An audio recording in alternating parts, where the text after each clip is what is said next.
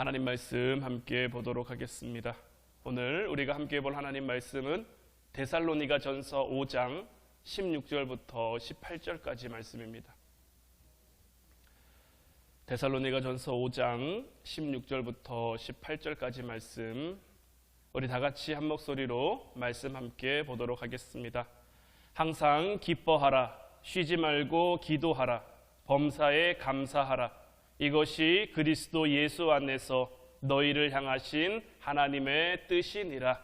아멘. 오늘 이 시간에는 믿음의 3종 세트라는 제목 가지고 우리가 함께 은혜 나누기를 원합니다. 자, 여러분들은 사막, 광야 하면 어떤 동물이 떠오르십니까? 여러 가지 동물이 있을 수 있겠지만 사막을 대표하는 동물 하면 그래도 낙타가 아닐까라고 생각을 합니다. 낙타는 사막에 없어서는 안 되는 대표적인 이동 수단이죠. 그래서 이 사막 지역에서는 낙타를 가리켜 사막의 배라고 부르기도 한다고 해요. 이 낙타는 보면 볼수록 이 사막에서 잘 생활할 수 있도록 그렇게 만들어진 동물이에요. 제가 이 낙타 그림을 하나 준비하고 이 낙타에 대한 설명을 해놓은 이 그림을 찾았는데 여러분들에게 잘 보이지는 않을 것 같은데, 먼저 이 낙타가 사막 지역에서 잘 살아갈 수 있는 이유를 살펴보면 이 낙타는 저 혹에다가 많은 물과 영양분을 저장할 수 있다고 합니다. 이 낙타의 등은 지방으로 이루어져 있는데 이 혹에 저장된 그 영양소를 오랜 시간 동안 먹지 않아도 마시지 않아도 저 혹에 있는 영양분을 가지고 견딜 수 있다라는 거죠. 그리고 이 낙타는 물이 있을 때 한 번에 150리터 정도의 물을 마실 수 있대요. 여러분들 150리터면 물 얼만큼인지 아십니까? 제가 한때 저희 사모님하고 하루에 물 2리터는 마셔야 건강하다 그래가지고 물을 최대한 좀 많이 먹어보자 이렇게 해가지고 하루에 물 2리터 정도, 2리터보다 좀 더 먹을 때도 있었던 것 같아요. 근데 물 2리터 정도 먹으니까요, 이게 안 먹다가 그렇게 먹으니까 손발이 차가워지고요, 뭔가 좀 저릿저릿하더라고요. 그러니까 물이라는 것도 우리에게 필요한 거긴 하지만 너무 많으면 그것이 오히려 우리에게 좀 적이 될 수도 있는 거죠. 근데 이 낙타는 한 번에 물을 150리터 정도 먹을 수 있대요. 왜냐하면 물을 잘 구할 수 없는 그런 지역에 있으니까 한 번 물을 많이 마시면 그 물을 체내에 저장하고 있는 거죠. 그래서 낙타는 한 달 정도는 물을 마시지 않아도 거뜬히 살아갈 수 있다라고 해요. 사람은 한 2, 3일만 물 마시지 않아도 금방 탈수가 올걸요. 근데 낙타는 사막에 어떻게 보면 딱 최적화될 수 있도록 하나님이 그렇게 만드신 거죠. 이뿐만 아니라 이 낙타의 발과 다리도 굉장히 특별하다라고 해요. 이 사막 지역에 있는 이 모래는 우리가 아는 그 모래보다 훨씬 그 입자가 가늘고 고와서 발이 그냥 푹푹 빠져 들어간대요. 조금만 경사가 있어도 무릎 이상 정도 될 정도로 이 발이 푹푹 빠져서 사람은 걷기가 힘든데 이 낙타의 발은 약간 접시처럼 생겨가지고 그 사막의 고운 모래를 잘 지탱하며 걸을 수 있고, 또 이 낙타가 다리가 긴데 이 자꾸 이렇게 닥타라 그러죠. 낙타의 다리가 긴 거는 이 밑에 땅으로부터 올라오는 지열을 막아줄 수 있다라고 해요. 그뿐만이 아니라 이 낙타 생김새가 어떻게 보면 조금 우스꽝스럽게 보이기도 하는데 이 낙타 머리의 이 넓적한 뼈는 눈 둘레를 가릴 수 있게 돼 있어서 햇빛을 막아주는 그러한 역할을 하고요. 이 낙타 속눈썹이 굉장히 짙은데 이 짙은 속눈썹으로 인해서 그 사막의 모래바람을 막을 수 있다고 해요. 또 이 낙타는 코에도 근육이 있대요. 그래서 모래바람이 불 때 콧구멍을 자기 마음대로 열었다 닫았다 이거를 할 수 있다고 하더라고요. 그 귀에도 털이 있어서 이 털 때문에 모래바람이 불 때 모래가 귀에 들어가지 않게 되는 거죠. 거기다가 낙타의 어떤 털과 두꺼운 가죽은 단열 효과가 뛰어나서 낮의 더위뿐만 아니라 밤의 추위도 잘 이겨내고 견뎌낼 수 있도록. 그러니까 하나님께서 이 낙타를 만드실 때 이 사막 지형에 정말 최적화돼서 잘 살 수 있도록 그렇게 만들어내신 거죠. 그러니까 결론적으로 말씀드리면 뭐냐면 낙타가 잘 준비되어 있으면요, 사막도 얼마든지 건널 수가 있는 거예요. 우리는 때로 우리의 삶에 환경 탓할 때가 참 많아요. 그런데 내가 준비되어 있으면요, 어떤 환경 가운데 내가 내던져진다고 할지라도 그 상황을 우리는 얼마든지 극복할 수 있는 거죠. 환경을 탓하다 보면요, 그 환경 까닭에 내가 자꾸 상처받습니다. 내게 주어진 환경, 돈이 없어서, 건강이 없어서, 사람이 없어서, 뭐가 없어서 이런 없는 것만 생각하고 없는 것만 탓하다 보면요, 그게 내 삶에 상처가 되고 그것이 내 삶에 트라우마가 될 수밖에 없는 거죠. 하지만 준비된 사람은요, 그 상처를, 그 환경을 극복하고 이겨낼 수 있는 거죠. 주님께서도 우리를 향해서 늘 우리에게 주어진 환경이 문제가 아니라 환경에 휘둘리는 내가 문제라고 말씀하시는 거예요. 예수님께서 제자들을 만나러 오실 때 무리를 걸어오신 적이 있죠. 베드로가 그 무리를 걸어오시는 예수님의 모습을 보고 예수님, 나도 무리를 걷고 싶습니다. 그러니까 예수님이 오라고 하셨단 말이에요. 믿음을 가지고 주님을 바라보며 그 바다를 향해 한 걸음 내디뎠을 때는 그도 예수님처럼 무리를 걸을 수 있었어요. 그런데 금방 뭘 보고 두려워합니까? 자기를 향해 다가오는 그 바람을 보고, 파도를 보고 두려워한단 말이에요. 지금 베드로가 예수님을 향해 나아가고 있는 그 환경은 큰 폭우가, 큰 바람이 부는 그러한 때였단 말이에요. 근데 예수님만 바라볼 때는 얼마든지 그거를 이겨낼 수 있었어요. 그것이 신경 쓰이지 않았어요. 그런데 금방 거기에 내 마음이 휘둘리니까, 금방 그 환경에 내 마음이 휘둘리니까 그냥 물속에 가라앉을 수밖에 없는 거죠. 그래서 예수님께서는 우리를 향해 믿음으로 우리에게 주어진 상황을, 믿음으로 우리에게 준 환경을 정복하고 다스리는 자가 되라고 말씀하시는 거예요. 빌립보서 4장은 사도 바울의 고백인데, 특별히 빌립보서 4장 11절부터 13절까지 말씀, 내가 궁핍함으로 말하는 것이 아니니라. 어떠한 형편에든지 나는 자족하기를 배웠노니 나는 비천에 처할 줄도 알고 풍부에 처할 줄도 알아. 모든 일 곧 배부름과 배고픔과 풍부와 궁핍에도 처할 줄 아는 일체의 비결을 배웠노라. 내게 능력 주시는 자 안에서 내가 모든 것을 할 수 있느니라. 요즘 제가 참 많이 묵상하고 있는 말씀이에요. 특별히 이 빌립보서 4장 13절이 제가 올해 제 말씀으로 뽑은 말씀이기 때문에 더 많이 좀 묵상하고 이 말씀을 좀 이렇게 살펴보고 있는데, 오늘 이 환경에 대한 것들을 좀 염두에 두고 이 말씀을 다시 보면, 자, 사도 바울은요, 날 때부터 굉장히 부자 아빠를 둔, 또 엘리트 교육을 받은, 소위 금수저 중에 금수저라고 말할 수 있는 그러한 인물이죠. 그러나 이 바울이 예수님을 믿고 예수님의 복음을 전하는 그 사도가 된 다음에는 이전의 삶과 완전히 달라진 삶을 살게 됩니다. 복음을 전하러 가는 곳마다 굶기도 하고요, 매맞기도 하고요, 감옥에 갇히기도 하고요, 배가 부셔지기도 하고요. 정말 고생, 정말 말로 다 설명할 수 없는 많은 고생을 한 사람이 바로 이 사도 바울이란 말이에요. 그야말로 인생의 극과 극을 다 경험해 본 그러한 인물이 아닐까라고 생각을 하는데, 그래서 이 사도 바울이 이 풍부와 비천에 대해서 이야기하는 것이 저희들에게 좀 더 와닿는 걸지도 모르겠어요.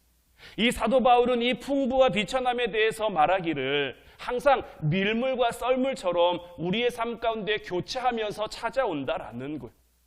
우리가 때로는 인생을 살면서 정말 어려운 형편의 그 비천한 시즌을 지날 때도 있고요, 아니면 반대로 성공하고 잘 나가는 어떤 풍요의 시즌을 지날 때도 있단 말이에요. 어려울 때 믿음을 잘 지키는 것도 힘들지만, 지난 수요일에 말씀 나눈 것처럼 우리가 잘 나갈 때, 풍요로울 때 우리의 믿음을 유지하는 것 또한 다른 차원에서 굉장히 힘든 문제죠. 그러나 하나님께서는 이 모든 상황 속에서 우리가 승리하는 그 믿음을 가지고 살기를 원하시는데, 자, 사도 바울은 먼저 내가 비천에 처할 줄 안다라고 이야기를 했어요. 누구나 살다 보면 이 너무나 힘든 어떤 고난과 위기의 때를 지날 때가 있죠. 뭐 부부 문제일 수도 있고 자녀 문제일 수도 있고 경제적인 문제일 수도 있고 아니면 건강 문제일 수도 있고 사업의 문제일 수도 있고 우리가 삶을 살아가면서 우리가 만나게 되는 그 문제는 너무나 셀 수 없이 많죠. 그럼 이런 문제 가운데서 우리가 어떤 모습으로 살아가야 되느냐? 사도 바울이 말하는 것은 뭐냐면 첫 번째는 정면으로 맞서라는 거예요. 힘들 때일수록 문제로부터 도망가는 것이 아니라 오히려 담대하게 그 문제를 우리는 직면할 수 있어야 되는 거예요. 낙타에 대해서 말씀드렸었는데 이 낙타는 뜨거운 태양빛 가운데 태양을 피하는 것이 아니라 오히려 태양을 정면으로 마주보고 있다라고 해요. 머리를 태양 쪽으로 향하게 되는 거죠. 그러면 머리 그림자가 자기 몸을 향해 생기게 된대요. 그러면 자기 몸은 그 그림자 안에, 얼마 안 되는 그림자일지 모르지만 그 그림자 안에서 충분히 더위를 식힐 수 있다라는 거죠. 이거 역시 굉장히 좀 놀라운 것 가운데 하나고요. 또 여러분들 사막에 사는 사람들 한번 보세요. 사막에 사는 사람들 더우니까 짧은 거 입을 것 같죠? 전혀 안 그렇습니다. 사막에 있는 사람들은 온몸을 다 뒤집었습니다. 팔도 긴 거, 다리도 긴 거, 온몸을 다 덮는 걸로 하고요. 머리도 천으로 다 둘러 감싸죠. 우리나라에서는 상상도 할 수 없는 그런 거죠. 여름에 그러고 다니면 다 쪄 죽는다 그러죠. 그런데 그곳은 그렇게 해야 햇빛을 피할 수 있어서 훨씬 더 시원하다라는 거예요. 다 그때마다 하나님이 그것을 살아갈 수 있는 지혜를 주시는 거예요. 우리나라 사람들은 우리나라 기후에 맞게 그렇게 살아가는 것이고 그 나라 사람들은 그 나라 기후에 맞게 그렇게 살아가는 거예요. 문제나 어려움을 향해서도 마찬가지입니다. 하나님은 우리에게 어떤 문제가 주어졌을 때 그 문제에 맞춰 살아갈 수 있도록 우리의 삶에 지혜도 주시고 힘도 주시고 능력도 주시는 거예요. 문제를 회피한다고 해결되는 것이 아니라 문제를 피한다고 문제가 없어지는 것이 아니라 언젠가는 우리가 그 문제를 맞서야 되는데 언제든 우리가 맞서야 되는 문제라면 당당하게 전공법으로 그 문제를, 그 고난을, 그 어려움을 돌파할 수 있어야 하는 거죠. 자, 여러분들이 시험을 앞두고 있어요. 시험을 잘 통과하려면 어떻게 될까요? 그 시험을 공부하면 되죠. 시험에 물론 뭐가 나올지 모르니까 어려운 건데 뭐가 나올 줄 알면 그 시험을 공부하면 되는 거고요. 어두워서 무서우면 빛을 향해 나아가면 되는 거죠. 사실 시험이 해결되는 그 결론은 굉장히 간단합니다. 시험이 무서우면 공부하면 되고요. 어둠이 무서우면 빛을 향해 나아가면 되고요. 물론 그 과정이 우리에게 좀 힘들고 어렵긴 합니다만은 문제는 도망가는 자에게 더 어렵게 달려드는 거예요. 그럴 때 있죠. 막상 해보면 별거 아닌데 하기 전까지의 그 두려움이 막 미치게 할 것 같은 그런 마음들. 때로는 문제가, 때로는 어려움이 우리에게 그럴 때 있거든요. 막상 마주하면 별거 아닌데 막상 그 문제를 대해서 그 문제를 풀어가다 보면 그냥 별것 아닌데 그 문제를 대하기까지, 그 문제를 마주하기까지의 내 마음이 먼저 무서워하고 내 마음이 먼저 두려워하다가 그 문제를 원래 크기보다 훨씬 더 크게 보는, 우리는 절대 문제에 등을 보이는 것이 아니라 정면으로 맞서 내 힘으로 하는 거 아니죠. 하나님이 힘 주실 거니까요. 하나님이 능력 주실 거니까요. 그래서 두 번째는 뭐냐면 할 수 있는 노력을 하라는 거예요. 어떤 상황 속에서 하나님이 해주시겠지, 하나님이 하시겠지 이거 아닙니다.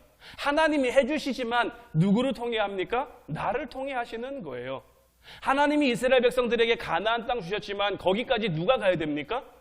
그들이 가야 되는 거예요. 하나님께서 가나안 땅을 뚝 떼다가 그들 앞에 주시면서 자 이제 니들이 살 땅이다, 이제 너희는 여기서 살면 된다, 이렇게 하는 게 아니에요. 그들은 힘든 광야의 길을 그들의 발로 그들의 힘으로 걸어야 하는 거예요. 하나님은 우리가 시험 당할 때 그 시험이 우리에게 너무 어려우면 피할 길을 열어주시는 분이지 문제 자체를 없는 것처럼 이렇게 만들어주시는 분이 아닌 거예요. 그러니 우리의 삶 가운데 힘들면 힘든 대로, 어려우면 어려운 대로 하나님이 열어주실 그 새로운 길이 있을 것이기 때문에 우리는 절망하는 것이 아니라, 두려워하는 것이 아니라 그 길을 찾기 위해 우리가 할 수 있는 노력을 하면 되는 거예요. 특별히 이 빌립보서는 사도 바울이 감옥에 있을 때 쓴 옥중 서신이죠. 사실 사도 바울은 열정이 굉장히 강한 사람입니다. 복음을 전하고 싶어서 안달난 사람인데, 그래서 여기저기 다니면서 복음 전하고 교회 세우고 이런 거 했는데 이렇게 사역하던 바울이 감옥에 갇혔단 말이에요. 얼마나 그 마음이 답답할까요? 더더군다나 하나님께서 그에게 주신 꿈이 있잖아요. 하나님이 그에게 주신 꿈이 뭡니까? 나는 너를 이방인을 위한 사도로 쓸 것이다. 내가 나가서 복음 전해야 되는데, 내가 가서 교회를 세워야 되는데, 내가 여기 감옥에 있으니 아무것도 하지 못하고 아무것도 할 수 없고 얼마나 답답하겠습니까? 그러나 사도 바울은 그곳에 있으면서 그 막막한 현실을 원망하는 것이 아니라 자기의 영성, 자기의 지식을 쏟아부어서 각 교회에 보내는 그 목회 서신들을 집필하기 시작하는 거예요. 그 덕분에 그 당시 초대교회뿐만 아니라 오늘날 저와 여러분들에게 이르기까지 정말 전 세계의 모든 성도들을 다 아우러주는 소중한 영적인 어떤 교과서가 우리에게 만들어진 거 아닙니까? 빌립보서 4장 11절로 13절 말씀 다시 보면 내가 궁핍함으로 말하는 것이 아니니라 내가 어떠한 형편에든지 나는 자족하기를 배웠노니 나는 비천에 처할 줄도 알고 풍부에 처할 줄도 알아 모든 일 곧 배부름과 배고픔과 풍부와 궁핍에도 처할 줄 아는 일체의 비결을 배웠노라 내게 능력 주시는 자 안에서 내가 모든 것을 할 수 있느니라. 저도 이 내게 능력 주시지 안에서 내가 모든 것을 할 수 있느니라 이 말씀을 참 많이 묵상하고 또 묵상하고 또 묵상하고 있는데 하나님의 능력은요 내가 아무것도 안 하고 손 놓고 있다고 주어지는 게 아닙니다. 오히려 내가 하나님의 함께 하심을 믿고 일어나서 내게 주어진 문제와 싸우고 열심히 땀 흘리며 열심히 수고하며 살아갈 때 하나님이 내게 그 이상의 능력을 더해 주시는 거예요. 그래서 제가 저번에도 한번 여러분들에게 고백했습니다마는 이 말씀이 저에게 참 감사함으로 다가오기도 하지만 조금의 부담감과 조금의 무게감으로 다가오는 것은 내가 모든 것을 할 수 있는데 그 모든 것이 뭔지 아직 저는 잘 모르겠는 거죠. 하나님이 저에게 맡기실 일이 있는 것 같아요. 올 한 해 저를 통해 하나님이 하시고자 하는 일들이 있을 것 같은데 일단 하나님께서 저에게 뭘 말씀하신 겁니까? 너는 할 수 있다. 너는 할 수 있어. 왜 할 수 있습니까? 내가 능력 줄 거니까. 내가 힘 줄 거니까. 저는 이 동일한 은혜, 동일한 말씀, 동일한 믿음이 여러분들에게도 주어질 수 있기를 주님의 이름으로 축원해 드립니다. 하나님께서 여러분들에게 올 한 해 뭔가 이루게 하실 거예요. 뭔가를 성취하게 하실 거예요. 어떻게 성취하게 하십니까? 하나님이 능력 주실 거니까요. 그러니 우리는 환경 탓하지 말고 두려워하지 말고 문제 걱정하지 말고 문제와 당당하게 맞서며 그 문제 가운데 내가 할 수 있는 것, 하나님이 함께 하실 것 믿고 내가 할 수 있는 것 하면 결국 하나님께서 모든 것이 다 이루어지는 한 해가 될 수 있도록 그렇게 저와 여러분들의 삶을 만들어 가실 줄로 믿습니다. 하나님의 사람이 상황을 피하거나 상황을 회피하거나 맞서 싸우려고 하지 않으면요 능력도 필요 없는 거예요. 내가 그 문제와 마주하려고 하지 않는데 능력이 왜 필요합니까? 하나님께서 홍해 앞에서 모세에게 지팡이를 들라 그랬거든요. 모세가 두려워요. 모세가 무서워요. 그래서 이 홍해 앞에서 도망가고 싶어요.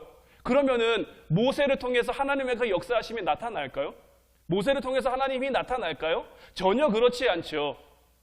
골리앗 앞에 이스라엘 백성들이 다 두려워하고 있어요.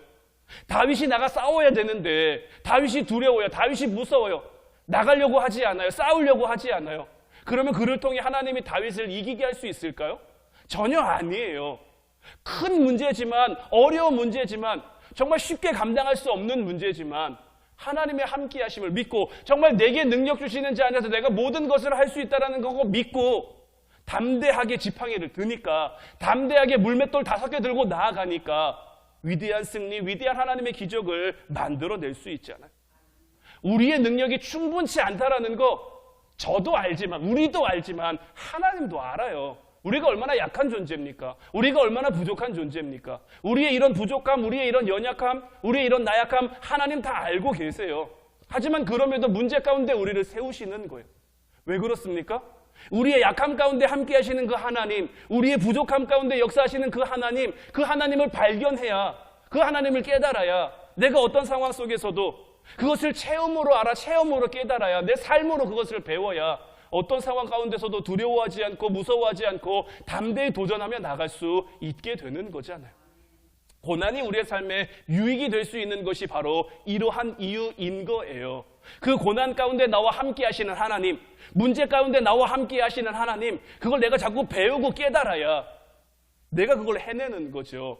믿음의 이름으로, 하나님의 이름으로, 예수님의 이름으로 담대히 선포하며 나아가 승리를 차지하게 되는 거죠. 그리고 이 어려운 문제, 이 어려운 시즌을 이겨내는 방법 중에 가장 중요한 방법, 오늘 우리가 본 본문 말씀 믿음의 3종 세트입니다. 항상 기뻐하라, 쉬지 말고 기도하라, 범사에 감사하라.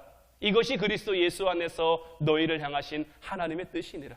우리의 삶 가운데 하나님의 뜻은 이거 세 가지예요. 항상 기뻐하는 것, 쉬지 말고 기도하는 것, 범사에 감사하는 것.